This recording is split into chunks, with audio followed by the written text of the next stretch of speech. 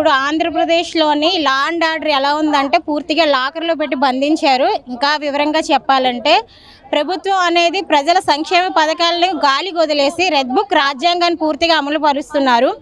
Elections ముందు ప్రతి మీటింగ్లో కూడా పవన్ కళ్యాణ్ గారు స్టేజ్ ఎక్కిన ప్రతిసారి కూడా ఆడపిల్లల రక్షణ గురించి ఆయన సొంత ఇంట్లో ఆడపిల్లలు అనుకొని భావించుకొని అంత ఇదిగా స్పీచ్ ఇచ్చిన ఆయన ఒక ప్రీతి సుగాలి ప్రీతి కేసు గురించి 14 సంవత్సరాల అమ్మాయి గురించి అంత స్పందించిన ఆయన మరి ఇప్పుడు అదే ఆంధ్రప్రదేశ్లో 3 సంవత్సరాల చిన్నారికి అత్యాచారం చేసి హత్య చేస్తే ఎందుకు స్పందించడం లేదు? మీరే అన్నారు కదా పవన్ కళ్యాణ్ గారు, నేను అధికారంలో రాగానే ఆడపిల్లలకి రక్షణ ఇస్తానని మీరే చెప్పారు కదా. మరి ఇప్పుడు మీ యొక్క ప్రమాణాలు ఏమయ్యాయి? మీ యొక్క వాగ్దానాలు ఏమయ్యాయి? మీరు ఇచ్చిన స్పీచ్ ఎక్కడికి పోయింది? అంటే మీ ఇంట్లోనే ఆడపిల్లలు అయితే ఒకటి, బయట వాళ్ళు అయితే ఒకటా? ఎందుకని ఇంత దారుణంగా ఉంటుంది ఆంధ్రప్రదేశ్లో ఆడపిల్లల పరిస్థితి?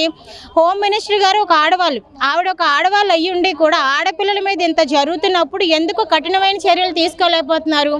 వైసీపీ కార్యకర్తల మీద ఉన్న ఇంట్రెస్ట్ అనేది ఆంధ్రప్రదేశ్లో ఉన్న ఆడపిల్లల మీద ఎందుకు ఉండడం లేదు? ఇప్పుడు ఎక్కడో దొంగతనాలు చేశారని ఏవో చేశారని కేసులు పెట్టి నడి రోడ్డు మీద కొడుతున్నారు కదా. మరి అత్యాచారం చేసి హత్య చేసిన వాళ్ళు తీసుకొచ్చి అదే నడి రోడ్లో జనాల ముందు ఎందుకు శిక్ష వేయట్లేదు?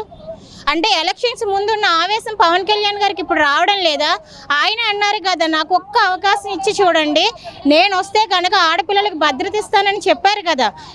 వాళ్ళకి రాజకీయ నాయకులకు ఆడపిల్లలు లేరా అని అడిగారు కదా. ఒక్క ప్రీతి సుగాలి కేసు పెట్టుకొని బాగా ఎక్కువ ప్రగల్భాలు పలికారు కదా. 30,000 మంది అమ్మాయిలు మిస్ అయ్యారని చెప్పారు కదా. ఆ 30,000 మందిలో గడిచిన ఈ 1 ఇయర్లో మీరు ఎంతమంది అమ్మాయిలు తీసుకొచ్చారు? మీ ప్రభుత్వం అధికారం వచ్చాక మీరు ఎంతమందిని తీసుకొచ్చారు?